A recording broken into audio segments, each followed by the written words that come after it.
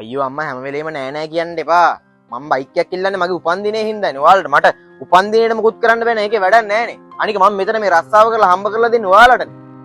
ඔච්චර තේරෙන්නේ නැද්ද? අනේ තියන්න අම්මා ෆෝන් එක. මට බයික් එකක් අරන් දෙන්න නැත්තම් මං ගෙවල් පැත්තේවත් එන්නේ. තියන්න.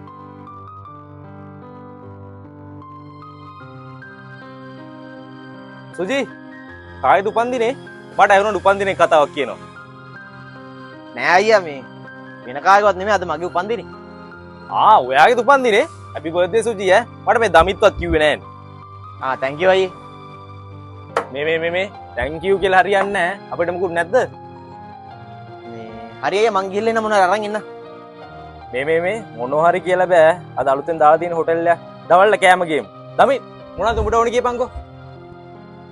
අයියා මට නම් ඔය මොනවා හරි කමක් නැහැ. හැබැයි මේ උඩා කඩේ බුරියානි නම් නියමයි අයියා. බුරියානි එකක් එහෙම තිබ්බනම් නියමයි. හැබැයි ටිකක් ගාන නම් වැඩි. හරි මේ ගාන අවුලක් නැහැ. සුජි මේ ගිහලා අරන් එන්නකෝ තුන් දෙනාට. පුළුවන් නම් කේක් එකකුත් ගේනවා. අපි පොඩ්ඩක් සමරමු ඉතින් බර්ත්ඩේ එකනේ.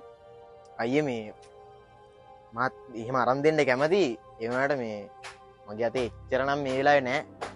මොකද සුජි මට තේරුන්නේ නෑ අයියේ මේ මගේ අතේ එච්චර සල්ලි නෑ.